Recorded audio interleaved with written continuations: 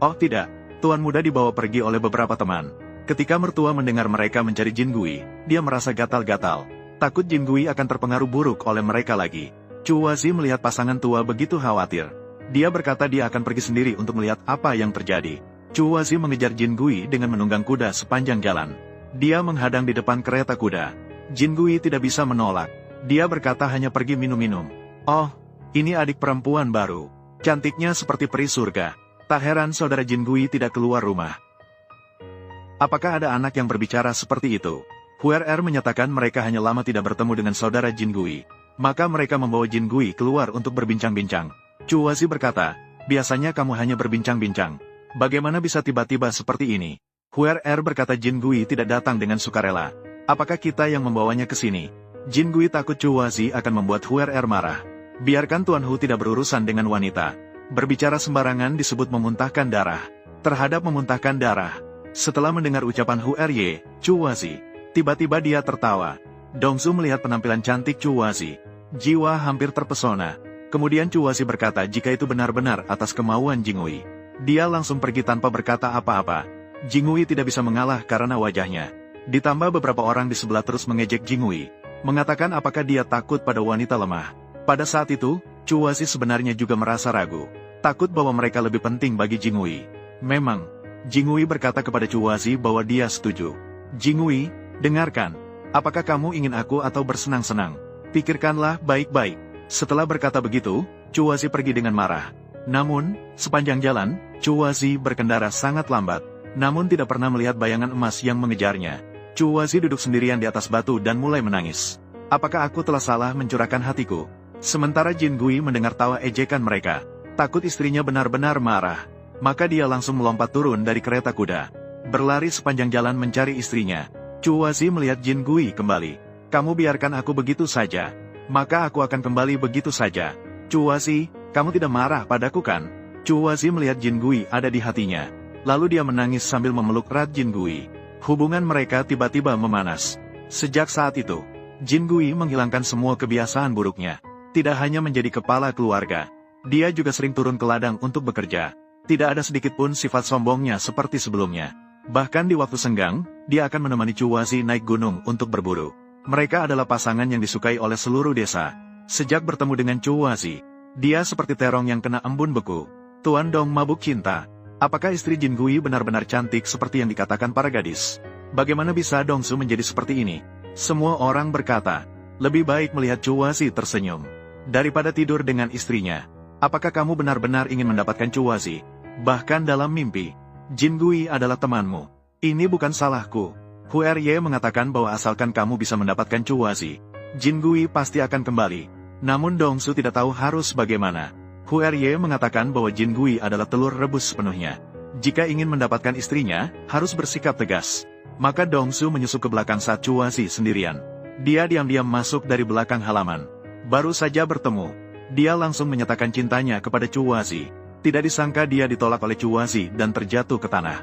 Orang yang bernama Dong tidak boleh mengkhianati istri teman sejak zaman kuno. Aku, Dongsu, tidak akan menipumu. Aku peduli padamu. Menikah dengan Jingui adalah kerugian bagimu. Omong kosong, Dong. Kamu anak kecil berhati binatang. Melihat bahwa cara lembut tidak berhasil, dia beralih ke cara keras. Dia seperti serigala lapar melompat ke arah Chu Wazi. Pada saat yang sama, Jingui yang sedang bekerja di ladang kembali. Kamu mau apa? Jingui, inilah teman yang kamu pilih. Aku sungguh tidak berbudi. Kali ini saja, Jingui berkata jujur. Aku tertarik pada istri kamu. Kamu bajingan. Tak disangka Dongsu, setelah melihat Jingui, tidak menunjukkan penyesalan sedikitpun.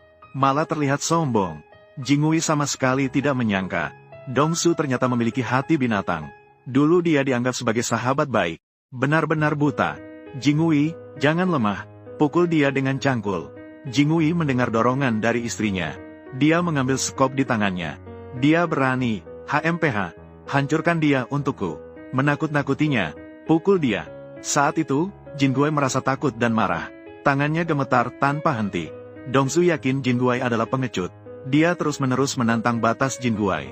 Maka dengan dorongan istrinya, Chu Wazi, Jin Gui akhirnya bertindak sebagai seorang pria. Dia dengan keras memukul kepala Dongsu. Tuan muda, dia mati. Jin Gui pucat karena ketakutan. Namun Chu Wazi sangat senang. Kamu adalah priaku. Inilah pria sejati. Chuazi meminta Jin Guai untuk tidak takut. Dia berkata bahwa dia akan selalu mendampingi Jin Guai. Dalam waktu singkat, pengadilan mengumumkan keputusan. Karena Dongsu selalu menjadi seorang penjahat, menipu dan mengecoh. Dia telah menyakiti banyak wanita baik hati. Sudah seharusnya menerima hukuman yang pantas. Dan Jin Gui karena menyerahkan diri tepat waktu. Itu untuk melindungi keluarga. Dianggap sebagai pembelaan yang sah.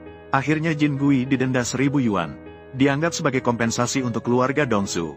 Jin Gui tidak bisa memahami mengapa dia tidak dipenjara. Ternyata Chuazi telah mengatur hakim sebelumnya. Itulah yang membuat Jin Gui terhindar dari penjara.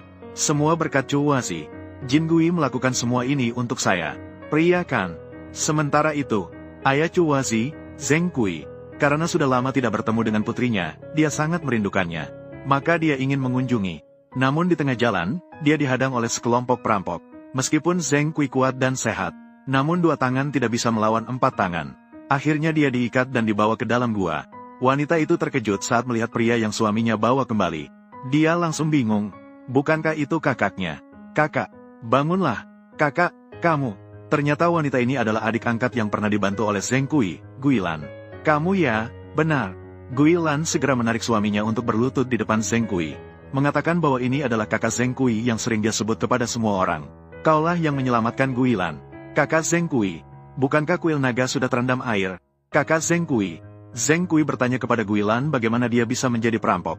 Guilan berkata dengan putus asa, karena panen di rumah tidak bagus. Namun pajak harus tetap dibayar tepat waktu. Sungguh tidak ada pilihan lain selain memulai usaha ini. Apakah mereka bisa melakukannya? Jangan lakukan ini. Ini terlalu jahat. Kalian tidak bisa mengganggu keluarga kaya. Yang menderita adalah orang-orang desa kita. Apakah kalian bisa bertahan? Setelah mendengar kata-kata kakak Zheng Kui, semua orang malu dan menundukkan kepala. Orang miskin juga harus memiliki harga diri. Harus hidup dengan jujur dan terang. Kakak mengatakan yang benar. Kamu mau kemana? Saya sekalian ingin melihat putri saya, Chuazi. Keluarga Zhang setelah melalui banyak peristiwa. Nyonya tua sepenuhnya menyerahkan rumah ini kepada Chuazi. Kemudian Chuazi bersiap-siap untuk mengambil kayu bakar. Tiba-tiba mendengar suara yang akrab. Sayang kecil. Ayah. Chuazi dengan senang hati berlari ke arah ayahnya. Namun karena insiden Dongsu sebelumnya, dia kemudian mengunci halaman belakang. Chuazi tidak sabar menunggu Liu Shao membuka kunci. Dengan tergesa-gesa, dia membuka pintu dengan batu.